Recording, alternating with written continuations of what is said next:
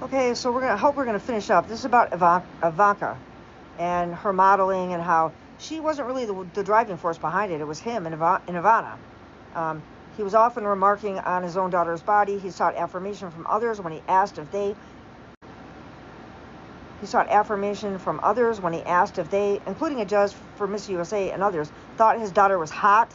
Trump is invested in this idea of his daughter as sexually desirable. I suppose it lends credence to a superior genes theory in a way. See, he's always had this superior genes theory. But even a eugenicist would be able to talk about their progeny in a way that doesn't reduce them to their sex appeal. Every father in this country, at least the ones who don't have some underlying pathology, understand that fixating on your daughter's body, her hotness, let alone thinking about her sex life, via your own, and even joking about dating her, is downright bizarre. An outrageous comment, a joke that falls flat. It happens. But this isn't a one-off. This is a pervasive pattern of behavior and a reflection of belief. Most men do not talk about their daughters in this way. Not when they are adults, not when they are teenagers, certainly not when they are infants, as he did when it came to Tiffany and her legs and future breasts. And most fathers care enough about their daughters to not thrust them into an industry rife with abuse, placing them under the control of a man known to take advantage of his underage charges. This is the basic criteria for being a decent human being, and the bare minimum to be a competent parent. You don't expose your children to this. You protect them from it. Donald Trump is apparently incapable of even rising to that most basic standard of decency. In fact, many people and many companies decided not to work with Casablancas at all after his private behavior became public.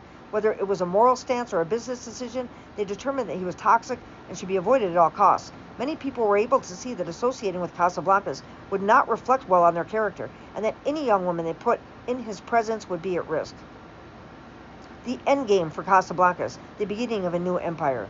And so this is the sad epilogue of John Casablancas, the man, the legend, the rather morally bankrupt human being. With his career and reputation in tatters, he moved to Brazil and tried to become a new man. It was there in Brazil that he met a high school junior from the slums of Sao Paulo, who would eventually become his third and final wife.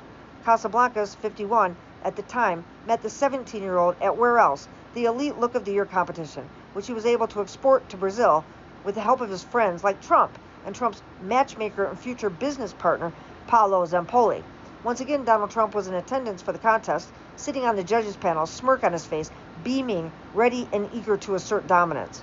But where John Casablancas ended up at the end of his life is sadly ironic, considering where our story began. The amount of money you have, especially in the region around Sao Paulo, is absolutely mind-boggling, said John Casablancas, the modeling mogul. You can be so elitist and so selective that you can focus on the upper crust of the upper crust. Mr. Casablancas, who sits on the board at Trump Reality Brazil and calls himself a lifestyle consultant of sorts for the resort's planning committee, predicts that Villa Trump will be such a success that it will end up having to turn people away. Trump takes a meeting, now backs a resort in Brazil. New York Times, May 19, 2004. So, yes, Casablancas, role model and rival to Donald Trump, the man who possessed the natural charm that Trump could never have, nonetheless ended up working for him in the end. And in many ways, it would seem that Donald Trump ended up on top, doesn't it? He has a beautiful wife who he has fooled most of the public into believing was once a high-fashion model herself. She has given him another child who is good at the cyber and stands at living testament to the continued virility of his orange-hued father as he enters the 7th decade of life. But even better yet, Trump actually now has ownership over a stable of girls. And all of a sudden, it was Trump who was surrounded by the most beautiful women in the world, while John Casablancas settled down with wife number 3 and served on Trump's board in Brazil. Which begs the question, exactly what type of lifestyle was John Casablancas promoting? What type of expertise did he bring to the table? Did he have a hidden knowledge of real estate all along, or was his expertise something else entirely? We have an idea based on the people he was introduced to through Casablancas, but we will have to cover that in the next installment. For now, I will simply note that John Casablancas died at the age of 70 of pancreatic cancer. He would go to his grave bitterly cursing the very supermodels he is credited with creating, raging about their high and mighty attitudes, inflated self-importance and sense of worth, above all else their lack of appreciation for everything he, John Casablancas, had done for them. He died bitching, still at the audacity of women, Linda Evangelista, expecting $10,000 a day for her presence. Never mind that his own presence went for considerably higher at the height of his career, or that it was Linda Evangelista's face and body that were being photographed, not his. That is something I will always regret, he said, of creating the supermodel. He called Naomi Campbell odious and Heidi Klum a talentless German sausage. Ever the Casablanca's copycat, Donald Trump was also insult Klum, stating that she was no longer a 10 and lamenting the state of her apparently less than perfect bikini body 8 weeks postpartum. In addition to his lifestyle consulting for Trump's high-class resorts, precariously located in the middle of the slums, Casablanca spent his final years working on other ventures. According to a late interview by Michael Gross for his fantastic book Model, he continued to do some kind of scouting, although the clients he worked for were never disclosed. Casablanca also developed a cyber model agency, which he called Illusion 2K, which utilized the internet to facilitate global scouting. The program also featured computer-animated model designed around what was considered an ideal woman at the time, named Webby 2K. Her greatest attribute, Casablanca said, was that she would never complain. But there was one final endeavor that John Casablancas took on before his death, which carries on to this day, and I think it might sound familiar to anyone familiar with Trump.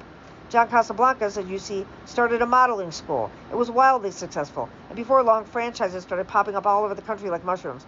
Women of my generation probably remember the ads in the back of YM and 17 magazine. They boasted of the training regimen that Casablancas himself used for his New Faces division. John Casablancas' School of Modeling promised to transform any young lady with potential, as screened by admissions office during an interview and upon review of a headshot later on. I would find out such interviews were conducted with anyone who applied it. The majority of these Polaroids ended up in the dumpster. I almost did it, but my parents balked at the cost. But my best friend in 7th grade, a former Texas beauty queen, signed on for summer classes. She would practice walking with a book balanced on her head and strut an imaginary catwalk. On the night before graduation, she rinsed her hair with mayonnaise at the suggestion of her Casablanca's official stylist. She did this treatment at my house and was horrified when it did not wash out, no matter how many rinses she tried. Her hair in our bathroom smelled like a bologna sandwich for weeks.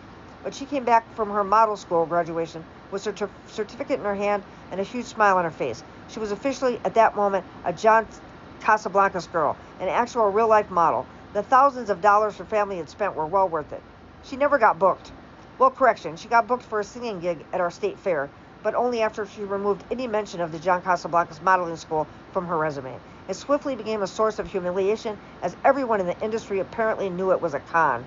Her family paid off her debt to the agency, but many other students ended up in the same kind of quagmire that she found herself in, but with no way out. They had flushed away thousands on an education they are too ashamed to list on their resumes. They had been duped by the promises of a con man who assured them his sterling reputation would guarantee success, and the fact that they were even considered for such an honor was an honor in and of itself. Casablanca's modeling school created the blueprint that other flim-flam artists would eventually follow, using a well-known name as a lure, then providing a worthless degree or certification from an unaccredited body, curriculum designed by various clueless charlatans, combined with high-pressure sales tactics and unapproved charges. For almost 2 decades now, John Casablancas' school has carried on his legacy, finding new victims daily, the majority of them children and their parents who end up footing the bill. In the words of one student, they saw potential in anyone with a checkbook. In the words of another, the most disrespectful people I have ever been in contact with. And finally, one more, although there's a lot where that came from. My daughter went back in 1998. They told her she had to lose weight. She was 14 years old and weighed 125 pounds at the time. So, a famous name, the implicit promise of attaining fame and fortune, implied divulging an industry of secrets and high-powered connections, high-pressure sales tactics and confusing contracts, widespread accusations of fraud and false advertising, a very rich man ripping off mostly working and middle-class families. Sound familiar? When John Casablancas died, he was eulogized in the familiar way that powerful men are eulogized no matter what their sins. Stephanie Seymour, her goblet of milk and plate of cookies were not mentioned. John Casablancas' stubborn insistence that he owned the rights and should share in the profits made off those bodies and faces of little girls that lived, even when those little girls were too underdeveloped and disappointing compared to their mothers. There's still more. I have to go to bed. I'll finish this tomorrow. John Casablancas. Yes, it sounds very familiar. It sounds exactly like some other guy I know. Trump University. That's the first thing that came to mind. Oh, what these people, what a bunch of douchebags, man. This is a great article. I hope that you guys have enjoyed it as much as I have.